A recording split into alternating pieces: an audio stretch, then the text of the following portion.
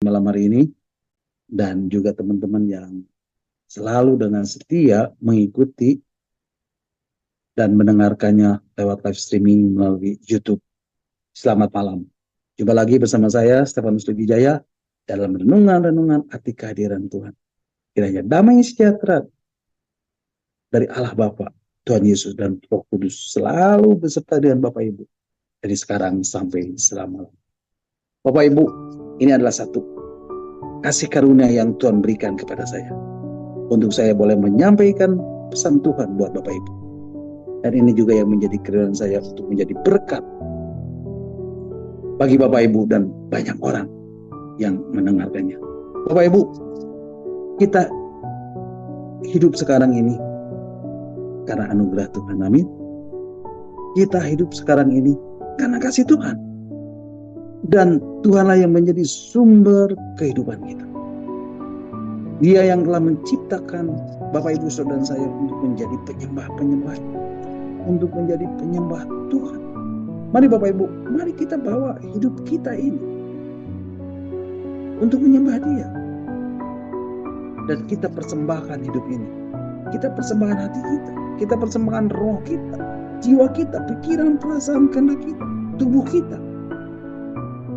untuk menjadi persembahan yang hidup sebagai living sacrifice yang kudus dan yang berkenan kepada Tuhan, sebagai persembahan puji-pujian, sacrifice of praise.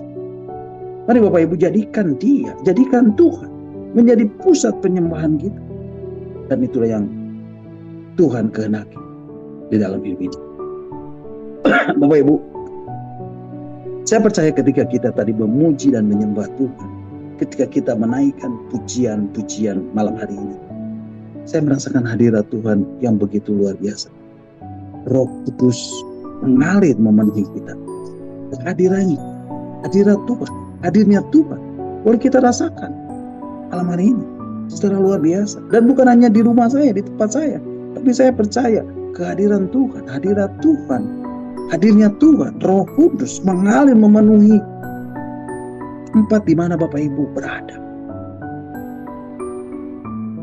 Karena Roh Kudus, karena kehadirannya, karena hadirnya Tuhan tidak dapat dibatasi oleh apapun juga. Dan Dia bekerja secara supranatural di tempat di mana Bapak Ibu berada. Terlebih lagi ketika kita tadi menaikkan puji-pujian kita kepada Tuhan, meninggikan namanya, memuliakan Tuhan, mengagungkan Tuhan. Dan saya percaya Tuhan bertata di atas puji-pujian umatnya.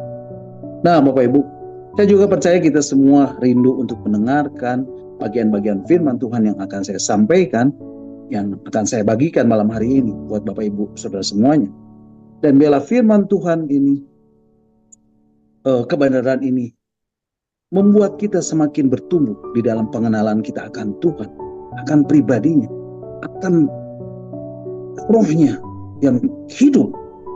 Dan semakin hari kita semakin hidup menjadi kudus, untuk menjadi serupa dengan Yesus dan sempurna seperti Bapa yang adalah sempurna. Nah Bapak Ibu, malam hari ini kita akan kembali melanjutkan dan merenungkan bagian-bagian firman Tuhan tentang arti kehadiran Tuhan, bagian yang ke-161.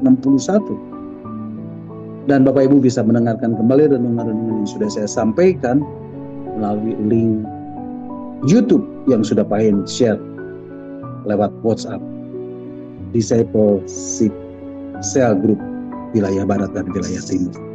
Bapak Ibu, malam hari ini kita akan kembali membahas dan merenungkan bagian-bagian firman Tuhan tentang arti kehadiran Tuhan bagian yang ke-161. Dan malam hari ini saya beri tema Roh Kudus yang berdiam. Dan ini adalah bagian yang kedua. Bapak Ibu siap terima firman Tuhan malam hari ini? Berapa banyak yang siap diberkati melalui firman Tuhan malam hari ini? Berapa banyak yang Tuhan, aku rindu mendengarkan firman-Mu malam hari ini? Katakan amin dan lambaikan tangan buat Tuhan. Haleluya. Nah Bapak Ibu, malam hari ini kita akan melanjutkan belajar tentang Roh Kudus lebih dalam lagi. Dan ini penting untuk Bapak Ibu ketahui. Ini penting untuk Bapak Ibu mengerti. Dan ini penting untuk Bapak Ibu paham. Bapak Ibu perhatikan, minggu yang lalu kita sudah membahas firman Tuhan dari surat Roma pasal 8 dengan judul perikop hidup oleh roh. Atau di dalam terjemahan yang lain, dalam terjemahan New King James Version dikatakan hidup menurut roh. Nah, Bapak Ibu, izinkan saya untuk mereview dengan singkat dan saya langsung akan masuk ke pembahasan ayat selanjutnya. Supaya Bapak Ibu bisa lebih memahami lagi. Bapak Ibu, mengapa kita perlu membahas firman Tuhan hidup menurut roh ini? Apa pentingnya kita membahas hidup menurut roh ini? Karena hanya orang-orang yang hidup menurut roh yang tidak akan terhukum atau tidak akan menerima hukuman. Mari Bapak Ibu, kita akan membacanya di dalam surat Roma pasal 8 ayat yang pertama. Surat Roma pasal 8 ayat yang pertama mengatakan, demikianlah firman Tuhan. Roma 8 ayat yang pertama. Demikianlah sekarang tidak ada penghukuman bagi mereka yang ada di dalam Kristus Yesus. Bapak Ibu, saya akan baca firman Tuhan ini sekali lagi. Roma 8 ayat 1. Demikianlah sekarang tidak ada penghukuman bagi mereka yang ada di dalam Kristus Yesus. Nah, Bapak Ibu, ayat yang kita baca ini, kalau kita bandingkan dengan teks aslinya atau dengan terjemahan yang lain, ayat ini masih kurang lengkap. Menurut terjemahan New King James Version, ayat firman Tuhan ini dikatakan,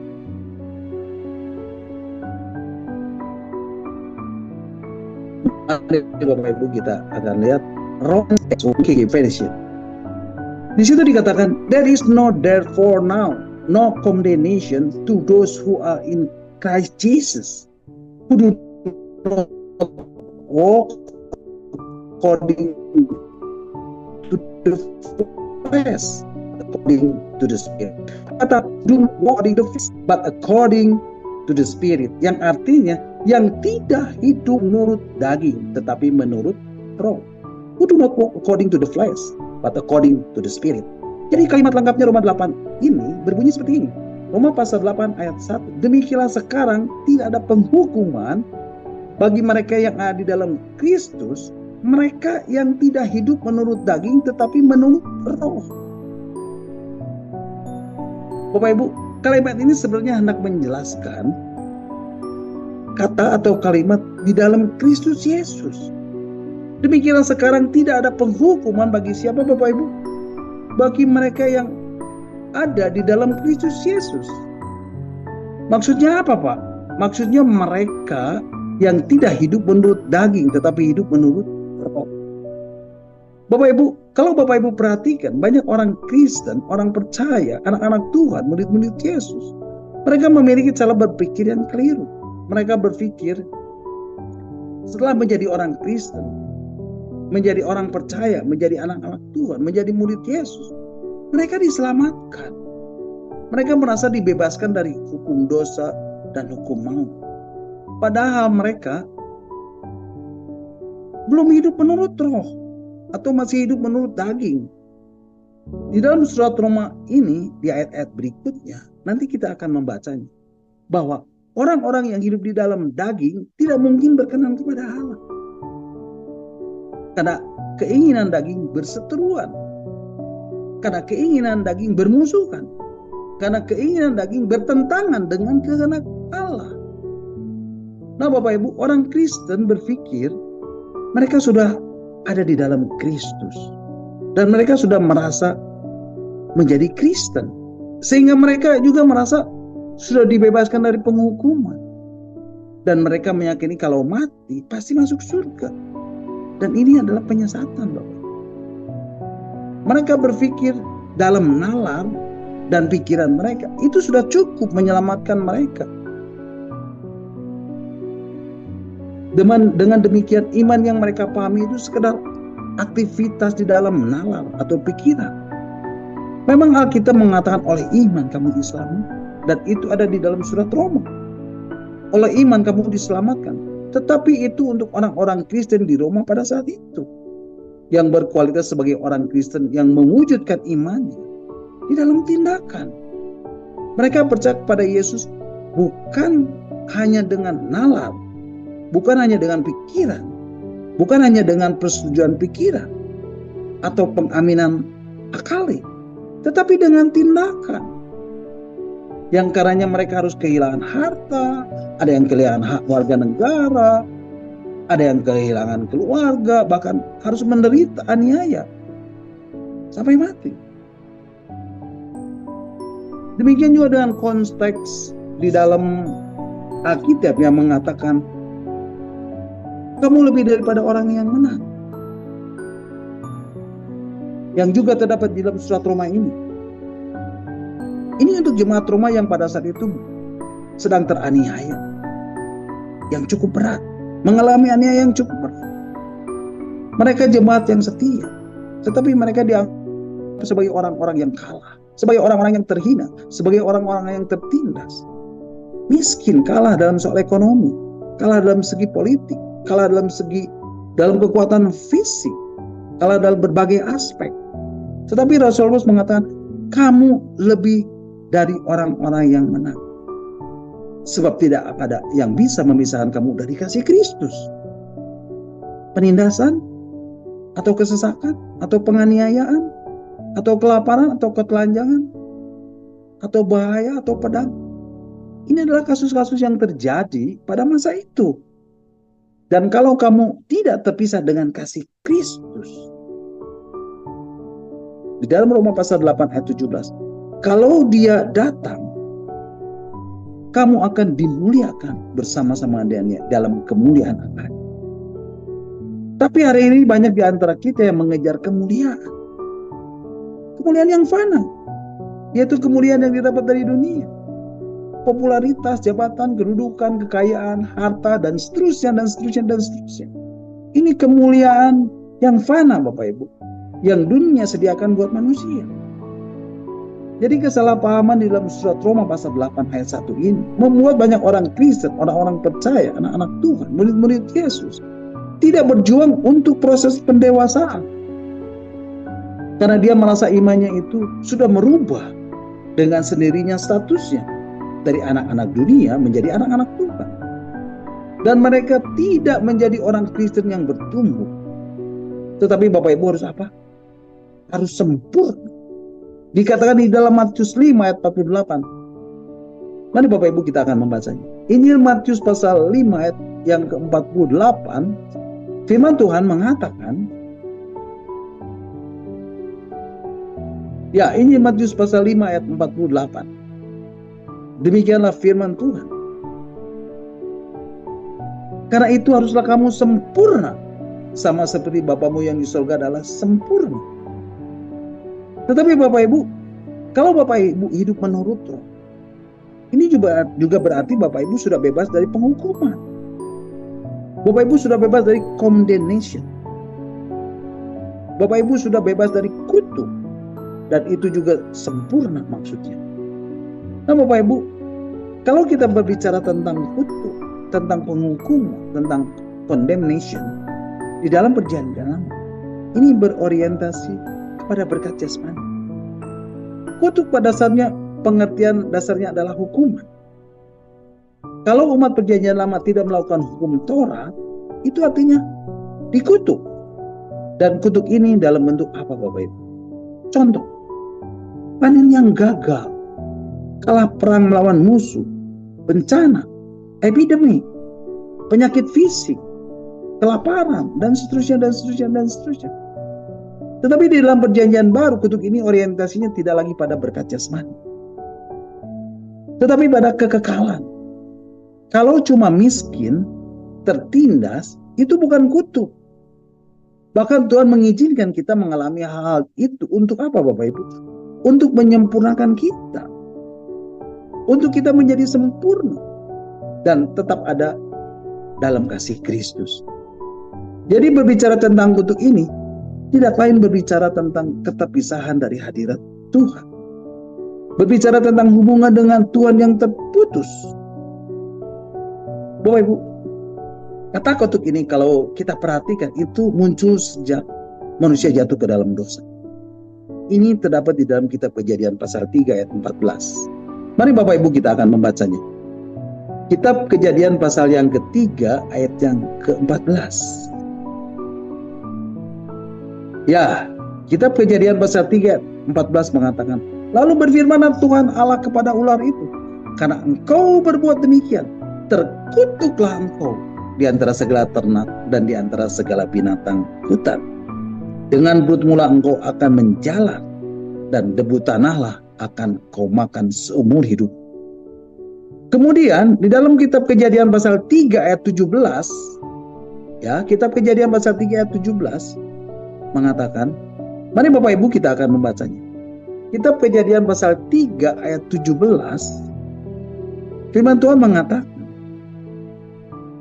lalu firman-Nya kepada manusia itu, karena engkau mendengar perkataan istrimu dan memakan dari buah pohon yang telah kuperintahkan kepadamu, jangan makan daripadanya, maka terkutuklah tanah kanan engkau. Dengan bersusah payah engkau akan mencari rezekimu dari tanah seumur hidup. Bapak Ibu akan menemukan banyak lagi kata kutuk di dalam perjalanan hidup bangsa Israel yang dicatat di dalam Perjanjian Lama sampai ke Perjanjian Baru. Nah, Bapak Ibu, di dalam surat Roma pasal 8 ini, di sini ditegakkan bahwa kalau seseorang hidup menurut roh, sudah pasti dia bebas dari kutuk. Sudah pasti. Sudah pasti. Itu sudah pasti, Bapak Ibu. Inilah maksud Paulus menulis ayat-ayat ini, Bapak Ibu. Sebab ketika Paulus menulis ayat-ayat ini, orientasinya supaya orang percaya diproyeksikan untuk sempurna.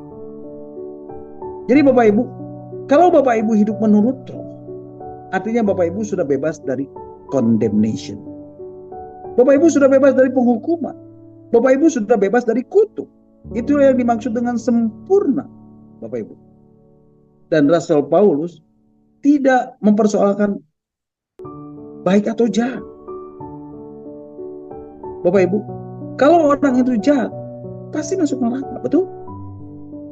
Pasti, Bapak Ibu. Nah, Bapak Ibu, kalau Bapak Ibu baik, Bapak Ibu perhatikan, banyak orang non-Kristen juga yang hidupnya baik, betul? Banyak orang non-Kristen yang juga hidupnya dengan belas asih, betul? Mereka pun punya yang namanya belas kasihan. Apalagi kalau Bapak Ibu tidak berbuat baik. Berbuat baik saja dan hanya percaya Yesus saja, Bapak Ibu masih mengalami penghukuman. Kenapa begitu, Pak? Ya, kalau Bapak Ibu percaya Allah itu Esa, iblis pun percaya, Bapak Ibu. Kalau hanya percaya, iblis pun percaya.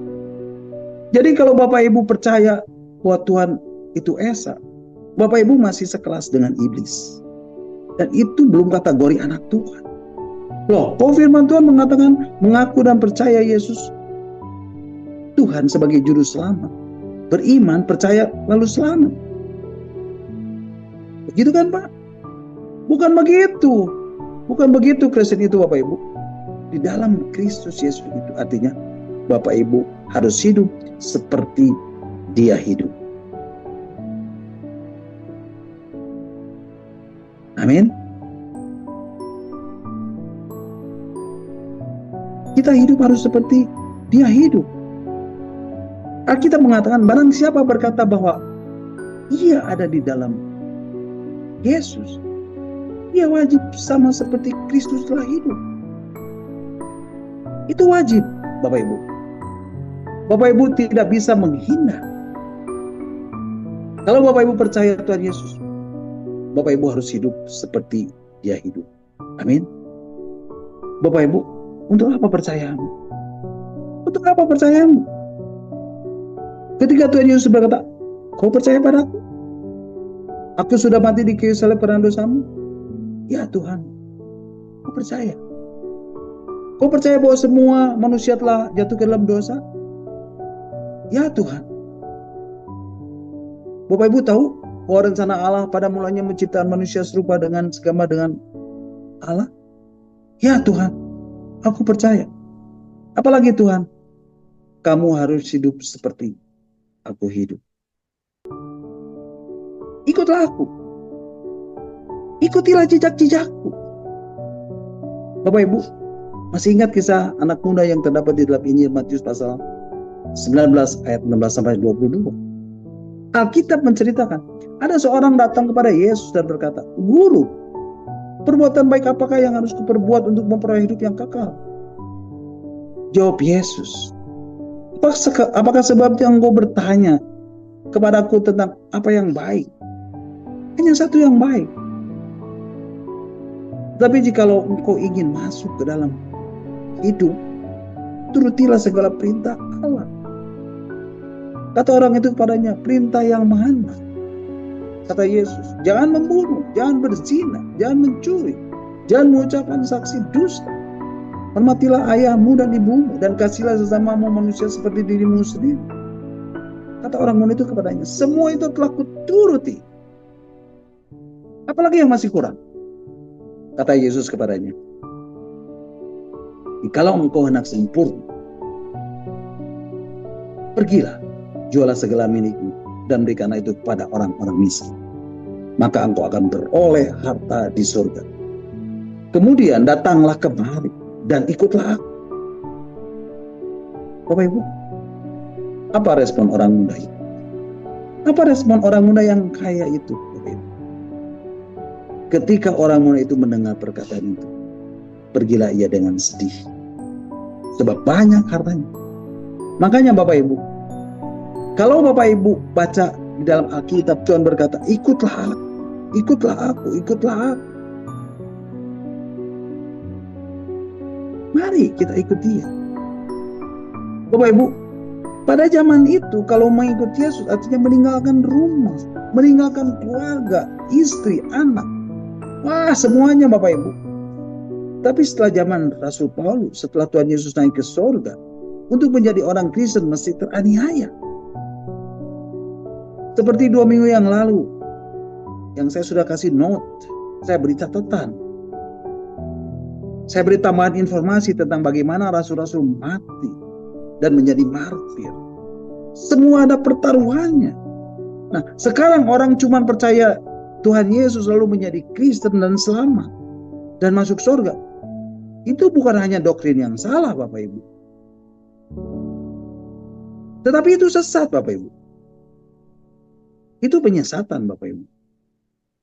Kalau cuma salah itu cuma sedikit, tapi itu nggak bisa diperhitungkan lagi kesalahannya. Itu sama dengan melecehkan Tuhan. Dan itu sebenarnya sesat Bapak Ibu. Sesat itu sebenarnya menyimpang dari jalan yang sebenarnya. Bapak Ibu, ketika seorang pilot yang hendak menerbangkan pesawatnya ke satu tujuan tertentu, kemudian dia menyimpang dari titik koordinatnya sedikit saja, maka apa yang terjadi Bapak Ibu? Bapak Ibu tidak akan sampai ke tujuannya. Bapak Ibu tidak akan sampai ke tujuan Bapak Ibu. Betul? Bapak Ibu, kekristenan itu eksak. Harus sempurna. Seperti yang Tuhan Yesus katakan kepada orang muda yang kaya. Kata Yesus kepadanya, "Jikalau engkau hendak sempurna, pergilah, jualah segala milikmu dan berikanlah itu kepada orang miskin, maka engkau akan beroleh harta di surga. Kemudian datanglah kemari dan ikutlah aku." Makanya kata sempurna ini sebenarnya punya pengertian banyak. Apa Pak? Sempurna yang saya maksud ini bukan sempurnanya Tuhan. Bapak Ibu tidak perlu berbicara tentang sempurnanya Tuhan, karena Tuhan itu sudah jelas-jelas sempurna, absolut sempurna, dan kesempurnaan Tuhan itu tidak terjejaki. Bapak Ibu bodoh kalau kita mengasumsikan dengan sempurnanya Tuhan. Ini yang dimaksud adalah sempurnanya kita, sempurnanya Bapak Ibu saudara dan saya, tetapi harus seperti Bapa yang adalah sempurna. Artinya setiap yang kita, yang Bapak Ibu pikirkan, yang Bapak Ibu ucapkan, yang Bapak Ibu lakukan, selalu sesuai dengan pikiran dan perasaan hati. Nah Bapak Ibu, seorang yang ikut Tuhan, yang ikut Tuhan Yesus, Jika dengan kesetiaan dan ketekunan terus menerus, akhirnya dia akan memiliki Roh Kristus. Dan ini harus lewat sebuah proses. Dan proses itu adalah proses hukum roh kehidupan. Nanti saya akan bahas tentang Roh Kristus ini, Bapak Ibu. Kita akan melihat ayat yang kedua. Roma pasal 8 ayat yang kedua, mari Bapak Ibu kita akan membacanya. Surat Roma pasal 8 ayat yang kedua mengatakan, Roh yang memberi hidup telah memerdekakan kamu dalam Kristus dari hukum dosa dan hukum maut. Bapak Ibu, firman Tuhan mengatakan Roh yang memberi hidup telah memerdekakan kamu dalam Kristus dari hukum dosa dan hukum maut. Bapak Ibu, ayat ini kalau Bapak Ibu baca sekilas, saya yakin Bapak Ibu tidak akan ngerti. Saya percaya Bapak Ibu nggak akan ngerti. Bapak Ibu, mari kita akan belajar tentang Roh yang memberi hidup di dalam ayat yang kedua ini. Roh yang memberi hidup di sini ini menunjukkan kepada Roh Allah, bukan roh manusia. Sebab roh manusia sudah mati, sudah tak berdaya. Alkitab mengatakan roh memang penurut, roh berkehendak, tapi daging lemah. Tubuh ini lemah. Kemudian Bapak Ibu, Alkitab juga mengatakan roh ini jugalah yang membangkitkan Tuhan Yesus dari kematian pada saat di dalam kubur. Dan nanti kita akan baca ayatnya di dalam Roma pasal 8 ayat 11. Dan roh ini juga yang menjadi materai di dalam diri kita. Seperti ada yang tertulis di dalam surat Efesus 1 ayat 13. Mari Bapak Ibu kita akan baca. Surat Efesus pasal 1 ayat 13. Firman Tuhan mengatakan, di dalam Dia kamu juga, karena kamu telah mendengar firman kebenaran, yaitu Injil keselamatanmu. Di dalam Dia kamu juga, ketika kamu percaya, dimeterai dengan Roh Kudus yang dijanjikannya. Bapak Ibu, Roh Kudus yang menghidupkan ini dialah Roh Allah, Roh Kudus, dan Roh itu menjadi materai, memeterai, to seal. Bapak Ibu distempel, Bapak Ibu ditempelkan. Menjadi materai artinya ditempelkan. Dan hal ini dimaksudkan agar roh manusia bisa hidup kembali, agar bisa kembali berfungsi seperti maksud Tuhan, menempatkan roh tersebut ke dalam daging yang memberi hidup.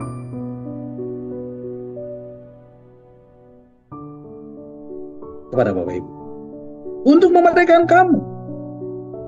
Saya ulangi sekali lagi, dikatakan roh yang memberi hidup telah memerdekakan kamu dalam Kristus. Artinya roh yang hidup, Roh Allah, Roh Kudus ini dimeterai di dalam diri kita untuk memerdekakan kita di dalam Kristus. Pertanyaan selanjutnya adalah, dari apa Bapak Ibu? Dari hukum dosa dan hukum maut. Nah, dari hukum dosa dan hukum maut ini maksudnya apa, Pak? Maksudnya memerdekakan kamu dari hukum dosa dan hukum maut ini adalah memerdekakan kamu dari kodrat dosa, dari sinful nature dalam diri manusia yang telah membuat manusia tidak mampu mencapai standar kesucian Allah. Di mana sebelum Tuhan Yesus dibangkitkan dan Roh Kudus belum turun, manusia masih ada di bawah hukum dosa dan hukum maut. Surat Roma pasal 6 ayat 23 mengatakan sebab upah dosa adalah maut. Tetapi Bapak Ibu, Alkitab mengatakan roh yang menghidupkan ini, roh yang membangkitkan Kristus ini, juga yang membangkitkan Bapak Ibu, yang akan memerdekakan Bapak Ibu di dalam Kristus dari hukum dosa dan hukum maut. Jadi kalau sebelumnya tidak ada peluang untuk bisa kembali eksis, untuk bisa kembali berfungsi seperti maksud semula Allah ketika menaruh rohnya di dalam daging kita, dengan kemerdekaan ini potensi diberikan, peluang dibuka, tidak ada secara otomatis, tapi tidak secara otomatis, Bapak Ibu.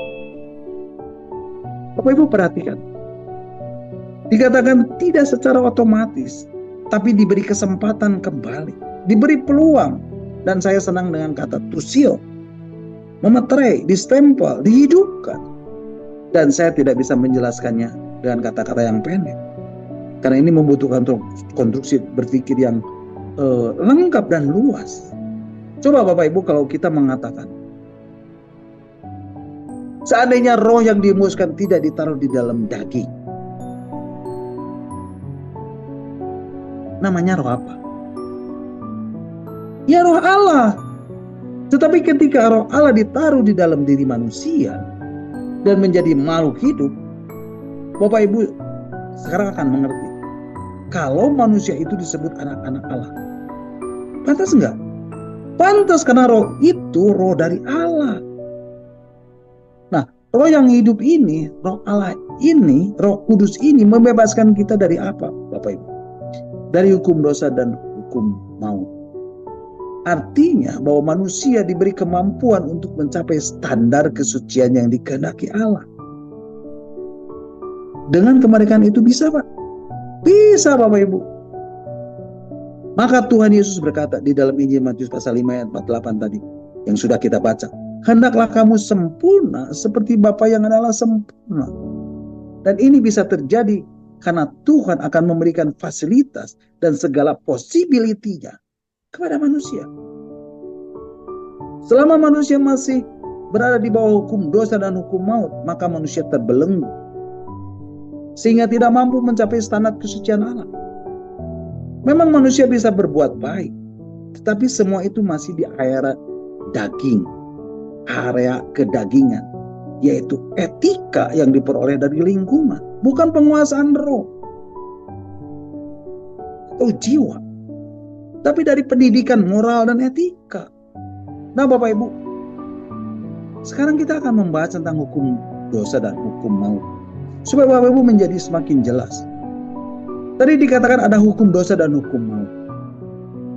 Bapak Ibu, kata hukum ini, untuk lebih jelasnya dan supaya Bapak Ibu mudah mengerti atau lebih mudah dimengerti, sebenarnya kita bisa sebut sebagai kodrat atau sebagai kodrat.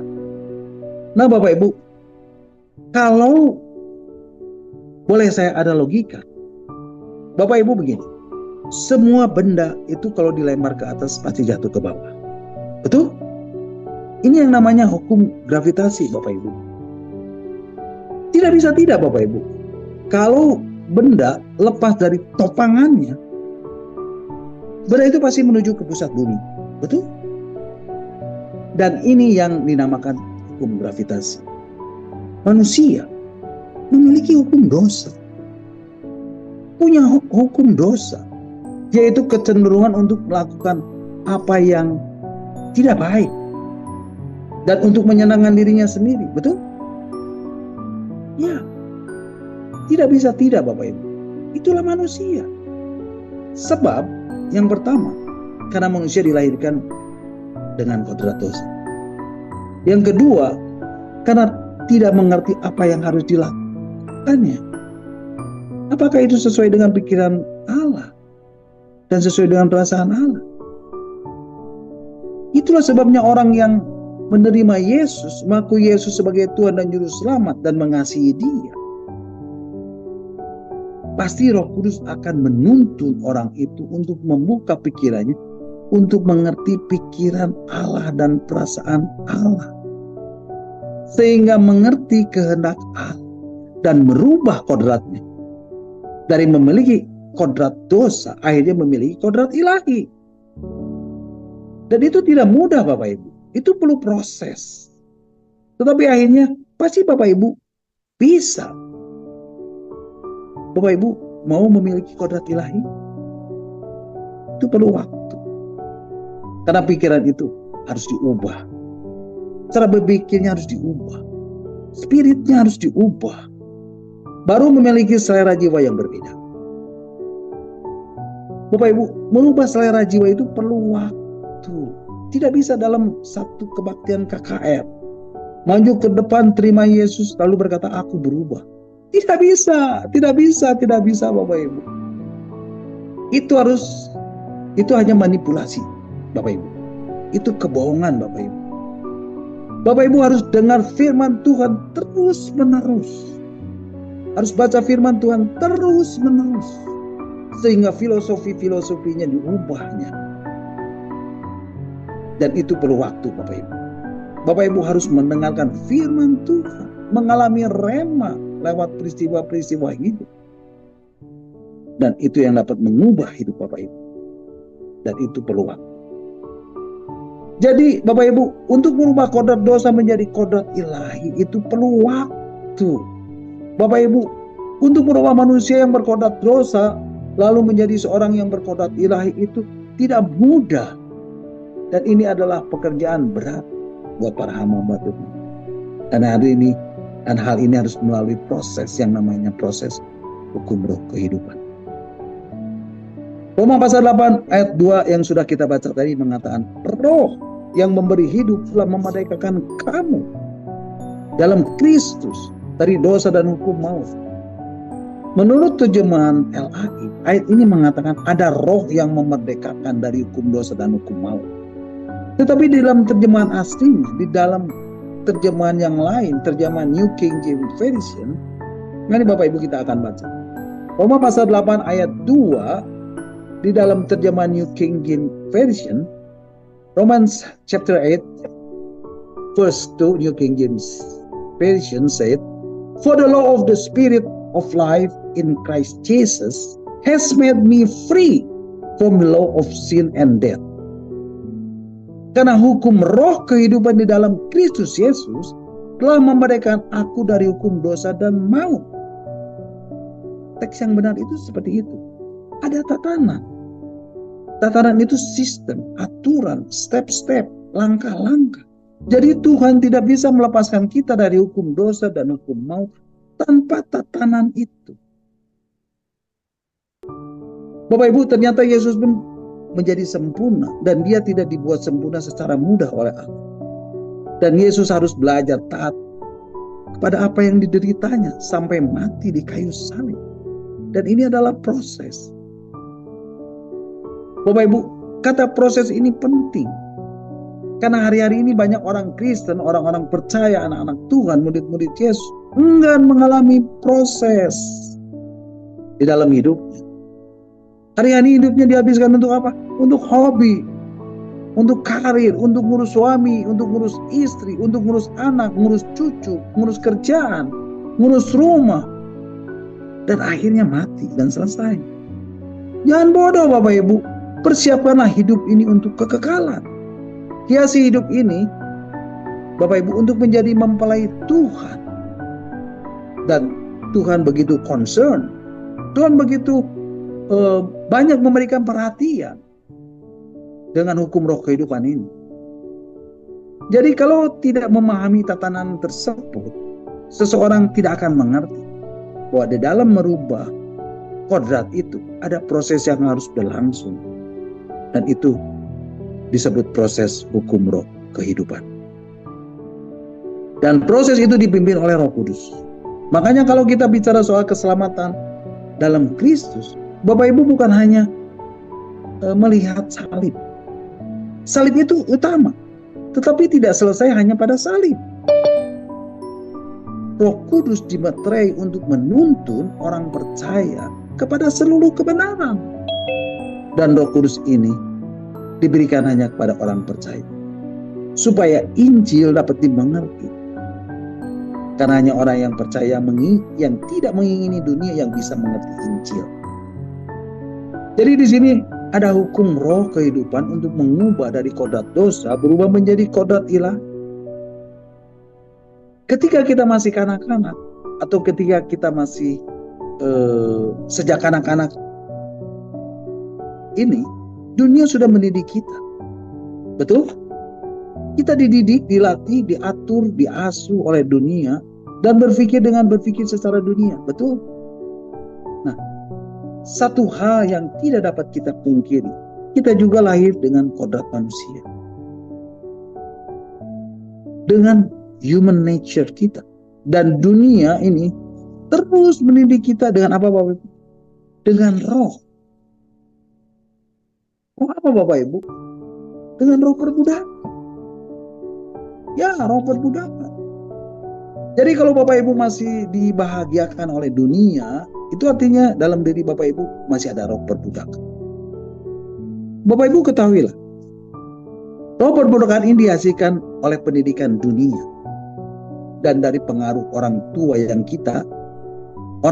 sudah melewati pendidikan dunia di dalam kehidupannya. Dan kita harus berusaha untuk merubahnya. Dan itu Bapak Ibu bisa melakukannya hanya melalui tuntunan Roh Kudus, lewat logos dan rema. Apa logos itu, Pak? Logos itu firman yang didapat dari pengertian. Logos adalah firman yang didapat dari pengertian, dari understanding yang kita dengar. Sedangkan rema, Bapak Ibu tahu, rema itu suara Tuhan yang kita terima melalui peristiwa-peristiwa yang terjadi. Artinya Roh Kudus yang berbicara di dalam hidup kita. Bapak Ibu, pimpinan Roh Kudus dengan logos dan rema ini melahirkan roh di dalam diri kita.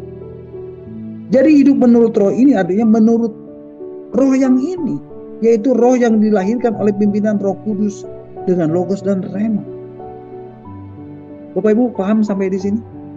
Nah, roh yang dilahirkan atau dihasilkan oleh pimpinan Roh Kudus di dalam hidup kita harus melalui proses hukum roh kehidupan, di mana kita mendapatkan logos dan rema, sehingga dilahirkanlah roh. Dan itu yang disebut hidup menurut roh. Jadi Roh Kuduslah yang menuntun seseorang mengalami proses hukum roh kehidupan. Dan Bapak Ibu harus masuk dalam proses hukum roh kehidupan ini, supaya Bapak Ibu tidak lagi hidup di dalam roh perbudakan. Jadi hukum roh kehidupan ini merupakan tatanan di mana seseorang mengalami proses perubahan dari kodrat manusia, dari human nature kepada kodrat ilahi, divine nature. Dan Tuhan menghendaki Bapak Ibu, Saudara dan saya untuk melalui proses ini supaya hidup kita menjadi sempurna. Nah Bapak Ibu, sekarang mari kita akan baca ayat selanjutnya. Roma pasal 8 ayat yang ketiga dan keempat. Surat Roma pasal 8 ayat 3 dan yang keempat mengatakan, sebab apa yang tidak mungkin dilakukan hukum Taurat karena tak berdaya oleh daging, telah dilakukan Allah dengan jalan mengutus anaknya sendiri dalam daging, yang serupa dengan daging yang dikuasai dosa karena dosa. Ia telah menjatuhkan hukuman atas dosa di dalam daging. Ayat 4. Supaya tuntutan hukum Taurat digenapi di dalam kita yang tidak hidup menurut daging, tetapi menurut Tuhan. Bapak Ibu, firman Tuhan menegaskan, sebab apa yang tidak mungkin dilakukan oleh apa Bapak Ibu? Oleh hukum Taurat. Telah apa? Telah dilakukan oleh Allah. Jadi Bapak Ibu, apa yang tidak mungkin dilakukan oleh hukum Taurat dilakukan oleh Allah. Nah Bapak Ibu, apa itu hukum Taurat? Taurat di dalam bahasa Ibrani-nya Torah, dan di dalam bahasa Yunani-nya nomos. Kata Taurat di dalam Alkitab muncul kira-kira 200 kali dengan sebutan hukum Taurat, dengan sebutan hukum atau Taurat.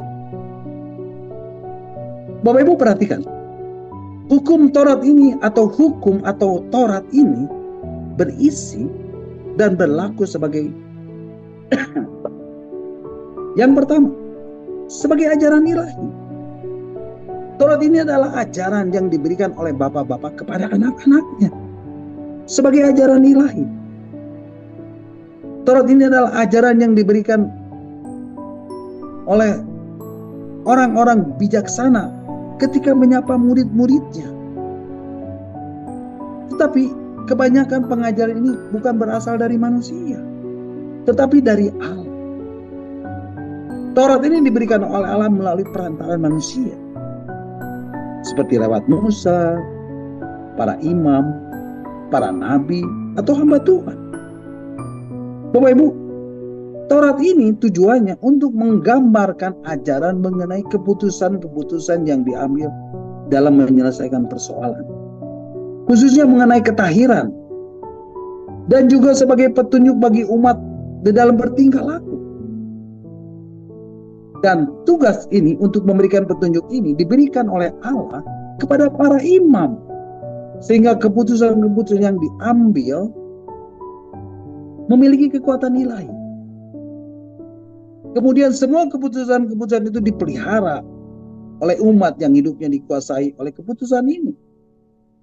Semua ini dikumpulkan dan menjadi kesimpulan ajaran yang diperkenalkan oleh imam, yang bukan hanya menjadi perantaraan dari keputusan-keputusan ilahi itu saja, tetapi mereka menjadi penerus keputusan-keputusan tersebut kepada generasi berikutnya. Nah Bapak Ibu, pada akhir dari perkembangannya, segenap Pentateuch atau 5 kitab Musa, atau bahkan seluruh perjanjian lama, itu dikutip sebagai Taurat. Jadi Taurat atau ajaran ilahi ini menjadi bagian dari tugas para imam. Dan ketika para imam menjalankan ajaran ilahi, para imam itu pun pada umumnya sekaligus menunaikan tugas nabi. Dan tidak jarang para imam mendengar atau mendapatkan wahyu. Dan sering juga diberikan petunjuk-petunjuk oleh Allah. Diberikan kebijaksanaan dari Allah. Dan diberikan perintah-perintah dari Allah. Jadi para imam, para nabi juga sering memberikan Taurat atau ajaran ilahi. Yang kedua, sebagai buku perjanjian.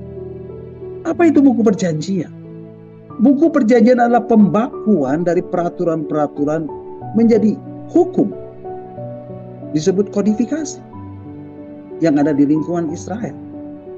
Misal seorang pencuri mendapat kedapatan mencuri dan ia dipukuli orang sampai mati, maka si pemukul tidak berhutang darah. Yang ketiga, sebagai hukum Deuteronomis atau rumusan-rumusan peraturan hukum yang bisa kita jumpai di dalam kitab Ulangan pasal 22, pasal 12 sampai pasal 25. Dan sebagai dokumen-dokumen sumber yang menekankan pasal-pasal inti dari kitab Ulangan. Yang keempat, sebagai hukum kesucian Allah. Dan ini berupa kumpulan peraturan-peraturan mengenai upacara-upacara keagamaan dan kesusilaan yang berpusat di kemah suci. Mengenai para imam yang bertugas di sana dan umat yang mendukung upacara tersebut. Dan Bapak Ibu bisa temukan semua itu di dalam kitab Imamat pasal 17 sampai pasal 26. Yang kelima, menjadi atau sebagai undang-undang dasar negara. Sebagai dasar dari masyarakat Yahudi dan hukum yang diberlakukan oleh kekuasaan negara. Taurat mengatur setiap rincian dari kehidupan pribadi, baik di bidang keagamaan, upacara keagamaan, maupun kesusilaan. Yang keenam, sebagai hukum dalam Alkitab. Karena hampir semua hukum-hukum itu menekankan hukum-hukum itu berasal dari Allah. Dan sesungguhnya Taurat dipandang sebagai petunjuk yang amat jelas dari kasih Tuhan terhadap umat pilihan. Yang ketujuh, sebagai buku pegangan dasar. Nama lain dari Taurat atau Torah atau Pentateuch dan Pentateuch inilah yang menjadi buku pegangan dasar dari semua Taurat. Dan Pentateuch ini mengarah kepada kitab-kitab Kejadian, Keluaran, Imamat, Bilangan, dan Ulangan. Bapak Ibu bayangkan, itulah yang menjadi tuntutan dari hukum Taurat, yaitu mengenai ajaran tentang ketahiran, bagaimana kita berperilaku, bagaimana kita bertingkah laku, harus mentaati peraturan-peraturan tentang hukum kesucian Allah, mengenai upacara-upacara keagamaan dan kesusilaan, dan seterusnya, dan seterusnya, dan seterusnya. Dan tidak ada seorang pun yang mampu memenuhi semua tuntutan dari hukum Taurat ini, Bapak Ibu. Oleh sebab itu Rasul Paulus menjelaskan di dalam Roma pasal 8 ayat yang ketiga, sebab apa yang tidak mungkin dilakukan hukum Taurat karena tak berdaya oleh daging, telah dilakukan oleh Allah. Apa yang tidak mungkin dilakukan oleh hukum Taurat, Bapak Ibu? Kesucian Allah. Karena manusia telah berdosa dan patut menerima hukuman. Surat 1 Petrus pasal 1 ayat 15 dan 16 mengatakan. Mari Bapak Ibu kita akan baca. Surat 1 Petrus 1 ayat 15 dan 16. Firman Tuhan mengatakan, tetapi hendaklah kamu menjadi kudus di dalam seluruh hidup, sama seperti Dia yang kudus yang telah memanggil kamu. Ayat 16, sebab ada tertulis, kuduslah kamu sebab aku kudus. Bapak Ibu, manusia tidak mampu melakukan semua hukum Taurat ini karena kita tidak berdaya oleh kedagingan kita. Bapak Ibu, mengapa manusia tidak mampu melakukan tuntutan hukum Taurat ini, Bapak Ibu? Karena manusia telah berbuat dosa, sehingga ada hukum dosa dan hukum maut di dalam dirinya. Kejadian pasal 2 ayat 16 dan 17 mengatakan, Kejadian pasal 2 ayat 16 dan 17, firman Tuhan mengatakan, ketika Tuhan menciptakan manusia, Tuhan berfirman. Mari Bapak Ibu kita akan membacanya. Kita Kejadian pasal 2 ayat 16 dan 17 mengatakan, lalu Tuhan telah memberi perintah itu kepada manusia. Semua pohon dalam taman ini boleh kau makan buahnya dengan bebas. Ayat 17. Tetapi pohon pengetahuan tentang yang baik dan yang jahat itu, jangan kau makan buahnya. Sebab pada hari engkau memakannya pasti engkau mati. Dan akhirnya, apa yang terjadi Bapak Ibu? Kitab Kejadian pasal 3 ayat 6 dan 7 mengatakan, mari Bapak Ibu kita akan membacanya. Pasal 3 ayat 6 dan 7, firman Tuhan mengatakan,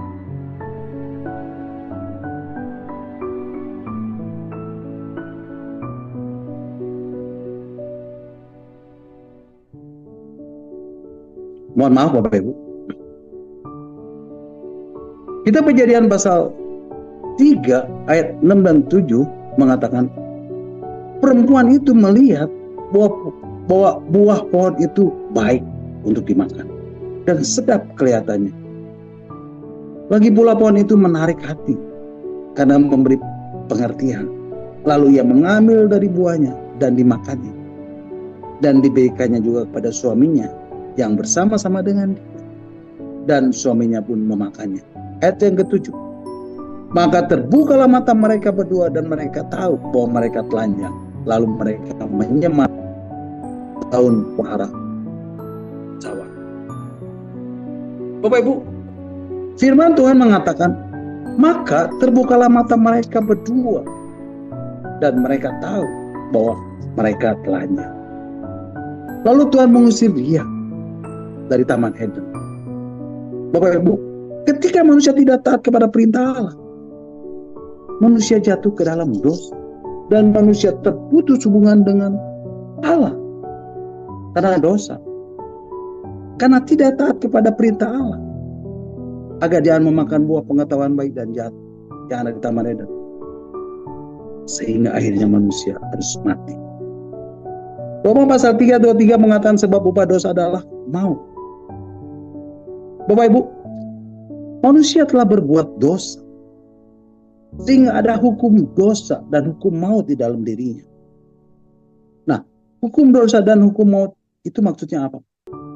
Hukum dosa itu adalah kodrat dosa yang ada di dalam diri kita, atau disebut juga sinful nature, yang telah membuat manusia tidak mampu mencapai standar kesucian Tuhan. Di mana sebelum Tuhan Yesus dibangkitkan dan Roh Kudus belum turun, manusia itu masih di bawah hukum dosa dan hukum maut. Manusia memiliki hukum dosa, punya dosa, yaitu kecenderungan untuk melakukan apa yang tidak baik dan untuk menyenangkan dirinya sendiri dan untuk hidup sesuai kehendaknya sendiri. Jadi Bapak Ibu, hukum dosa ini artinya kemelesetan dari kehendak Allah.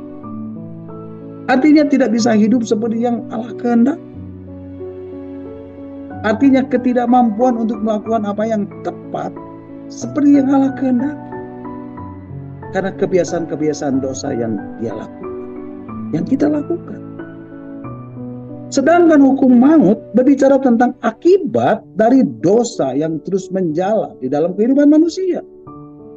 Artinya, ketika kita terus berbuat dosa, maka akhirnya kita akan mengalami kematian atau maut.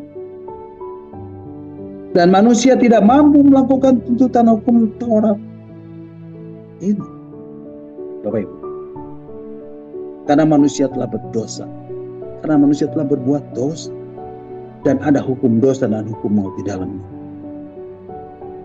Tetapi syukur kepada Allah, semua ketidakmampuan manusia telah dilakukan oleh Allah.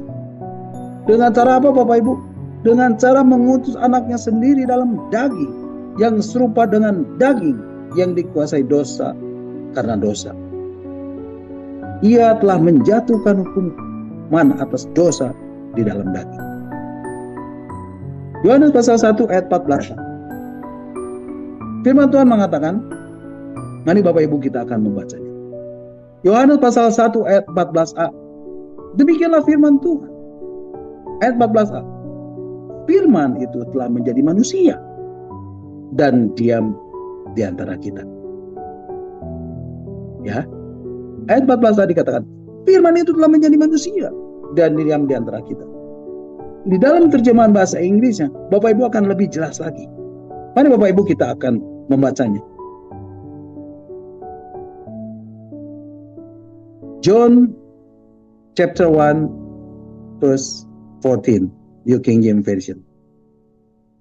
Yohanes 1 ayat 14a. Terjemahan New King James Version. Dikatakan, and the word became flesh and dwell among us. Dan firman itu telah menjadi daging dan diam di antara kita. Kemudian Bapak Ibu di dalam surat Ibrani pasal 2 ayat 13 sampai 15. Firman Tuhan mengatakan, mari Bapak Ibu kita akan membacanya. Di dalam surat Ibrani pasal 2 ayat 14 dan 15. Firman Tuhan mengatakan, karena anak-anak itu adalah anak-anak dari darah dan daging, maka ia juga menjadi sama dengan mereka dan mendapat bagian dalam keadaan mereka. Supaya oleh kematiannya, ia memusnahkan dia, yaitu iblis yang berkuasa atas maut. Ayat 15. Dan supaya dengan jalan demikian, ia membebaskan mereka yang seumur hidupnya berada dalam perhambaan oleh karena takutnya kepada maut.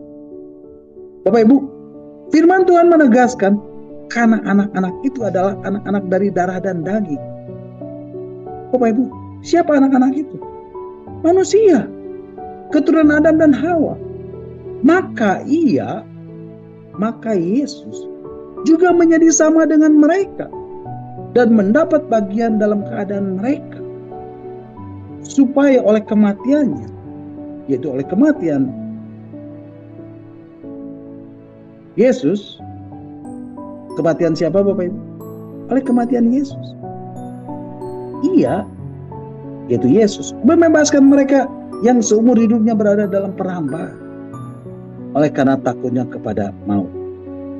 Jadi Bapak Ibu, karena ketidakmampuan manusia melakukan tuntutan hukum Taurat ini, Allah mengutus anaknya sendiri dalam daging yang serupa dengan daging yang dikuasai dosa karena dosa. Ia telah menyatukan hukuman atas dosa di dalam daging, supaya dengan jalan demikian ia, Yesus, membebaskan mereka yang seumur hidupnya berada dalam perhambaan oleh karena takutnya kepada maut. Sehingga dengan demikian tuntutan hukum Taurat digenapi di dalam kita yang tidak hidup menurut daging, tetapi menurut roh. Haleluya. Terpujilah Tuhan. Nah Bapak Ibu, inilah cara Tuhan memerdekakan kita dari hukum roh dan hukum maut. Dengan jalan mengutus anaknya untuk mati. Sehingga melalui kematiannya, semua tuntutan hukum Taurat digenapi di dalam kita. Yaitu mereka yang hidup menurut daging, tetapi menurut roh.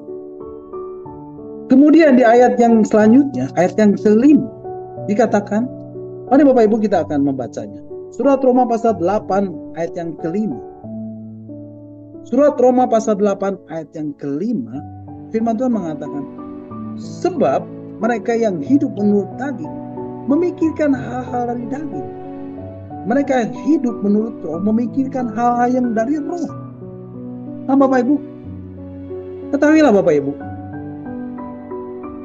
bahwa selama kita masih hidup di dunia ini, dunia akan terus menawarkan kepada kita, dan dunia akan terus memberikan kita rohnya, memberikan kita spiritnya, atau gairahnya. Untuk apa Bapak Ibu? Untuk supaya kita terus menerus hidup dalam keduniawian. Untuk supaya kita terus hidup di dalam kedagingan. Dan terus memikirkan hal-hal yang dari daging. Betul? Itulah yang dimaksud dengan hidup menurut daging. Memikirkan hal-hal yang dari daging. Apa itu hidup menurut daging? Hidup menuruti keinginan daging dan memikirkan hal-hal yang dari daging. Mari Bapak Ibu kita akan baca. Di dalam surat Galatia pasal 5 ayat 16 sampai 21. Surat Galatia pasal 5 ayat 16 sampai 21 mengatakan, ayat 16, maksudku ialah hiduplah oleh roh, maka kamu tidak akan menuruti keinginan daging. Sebab keinginan daging berlawanan dengan keinginan roh, dan keinginan roh berlawanan dengan keinginan daging, karena keduanya bertentangan, sehingga kamu setiap kali tidak melakukan apa yang kamu kehendaki. Ayat 18, akan tetapi jika kamu memberi dirimu dipimpin oleh roh, maka kamu tidak hidup di bawah hukum Taurat. Perbuatan daging telah nyata, yaitu percabulan, kecemaran, hawa nafsu, penyembahan berhala, sihir, perseteruan, perselisihan, iri hati, amarah, kepentingan diri sendiri, percideraan, roh pemecah, kedengkian, kemabukan, pesta pora, dan sebagainya. Terhadap semua itu kuperingatkan kamu, seperti yang telah kubuat dahulu, bahwa barang siapa melakukan hal yang demikian, ia tidak akan mendapat bagian dalam kerajaan. Bapak Ibu, dunia lewat YouTube, lewat Facebook, lewat Instagram, lewat TikTok, Shopee, Tokped, pergaulan, lewat film-film dan sebagainya, menghasilkan roh dunia. Dan ini secara otomatis Bapak Ibu terima. Betul? Rata-rata saudara kan suka buka YouTube, nonton film drakor. Betul? Bapak Ibu tidak salah, tidak. Bapak Ibu tidak salah Bapak Ibu kalau melihat YouTube. Lihatlah YouTube yang berisi khotbah-khotbah yang membangun. Dan jangan saudara lihat-lihat Instagram, jangan saudara lihat Facebook, jangan saudara belanja lewat TikTok, Shopee, Tokped, hal-hal yang tak berguna, yang memuaskan keinginan daging. Dan itu melahirkan yang namanya roh dunia dan roh perbudakan. Tapi Bapak Ibu perhatikan, ketika kita hidup di bawah salib, artinya kita hidup di dalam anugerah Tuhan yang telah menyelamatkan hidup, ada Roh Kudus. Roh Kudus dibaterai di dalam diri kita. Ada Injil, ada Logos, ada Rema, dan ini juga melahirkan roh. Dan Roh Kudus inilah yang menuntun seseorang mengalami proses hukum roh kehidupan. Dan Bapak Ibu harus masuk di dalamnya. Sebab kalau tidak, Bapak Ibu artinya masih hidup di dalam daging. Masih hidup menurut keinginan daging. Bapak Ibu masih hidup dengan rohnya dunia. Dan hidup di dalam roh perbudakan. Jadi hukum roh kehidupan ini merupakan tatanan, di mana seseorang mengalami perubahan dari kodrat manusia, dari human nature kepada kodrat ilahi, divine nature. Dan hidup menurut keinginan daging, hidup menurut daging diubah menjadi hidup menurut roh. Hidup oleh roh. Memikirkan hal-hal yang dari roh.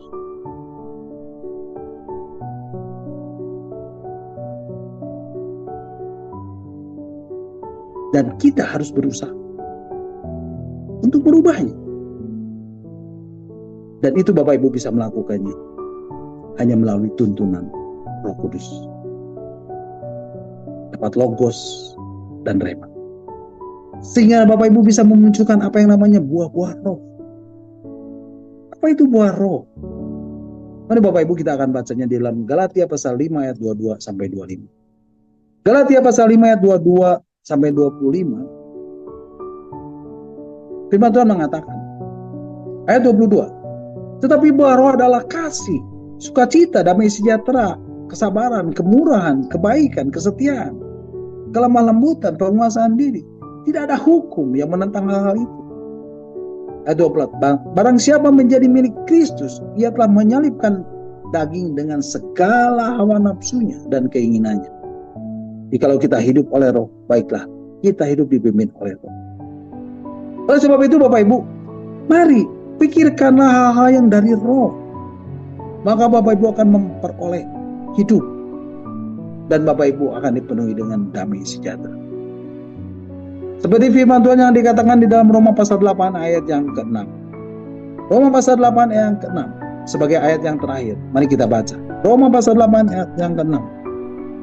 Karena keinginan daging adalah maut, tetapi keinginan roh adalah hidup dan damai sejahtera. Bapak Ibu mau memperoleh hidup? Bapak Ibu mau hidup penuh dengan damai sejahtera? Hiduplah menurut roh. Maka Bapak Ibu akan terbebas dari hukum dosa dan hukum maut. Dan kalau hidup Bapak Ibu tidak terpisah oleh kasih Kristus, pada saat Dia datang untuk yang kedua kali dan menjemput Bapak Ibu di awan-awan, Bapak Ibu akan dimuliakan bersama-sama Dia dalam kemuliaan. Amin. God bless you all. Nah, Bapak Ibu sampai di sini dulu dengan kita malam hari ini.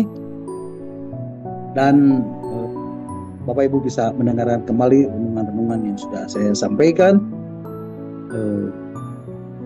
minggu depan. Nah, Bapak Ibu, malam hari ini di akhir dari renungan ini kita akan naikkan satu pujian. Rohmu yang hidup. Satu pujian yang sangat memberkati saya.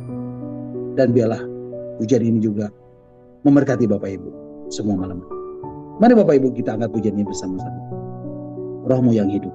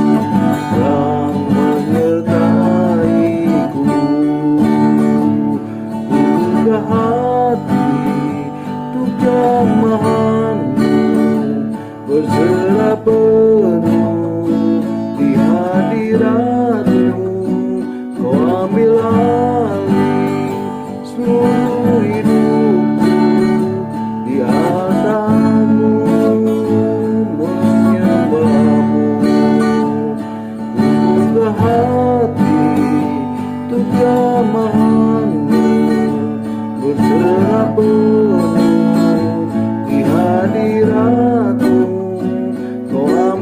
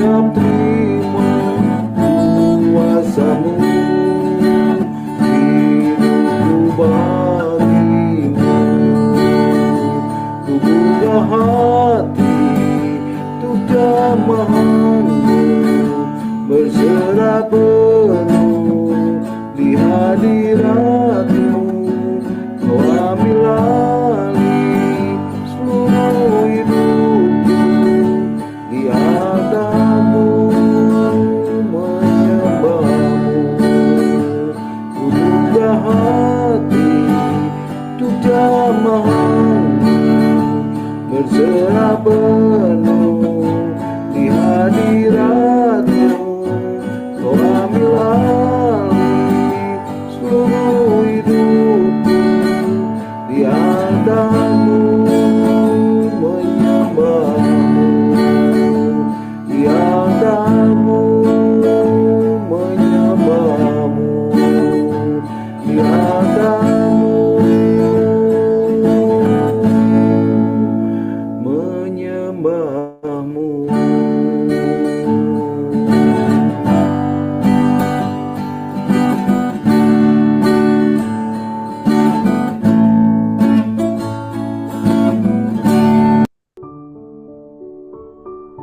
Amin. Haleluya, terpujilah Tuhan. Nah, Bapak Ibu, sampai di sini dulu renungan kita malam hari ini, dan Bapak Ibu bisa mengikuti kembali renungan yang akan saya sampaikan minggu depan dalam Zoom meeting Evangelist Planner ini. Dan saya percaya firman Tuhan, setiap kebenaran firman Tuhan ini akan mengubah hidup Bapak Ibu saudara saya. Dia adalah firman yang hidup, dia adalah firman yang kuat, dia adalah firman yang tajam, yang menembus setiap dimensi kehidupan. Apapun, walaupun, sekalipun, bagaimanapun hidup Bapak Ibu, percayalah Bapak Ibu, ketika Bapak Ibu mencari kerajaan Allah dan kebenarannya, maka semuanya juga akan ditambahkan. Amin. God bless you all. Nah, Bapak Ibu silakan kalau ada yang mau menambahkan atau ada yang mau bertanya, nanti saya akan menjawabnya. Puji Tuhan. Tuhan Yesus memberkati. Mari Bapak Ibu, kita akan kembali mengucap syukur buat renungan yang sudah kita dengar dan sudah saya sampaikan. Dan kita akan berdoa.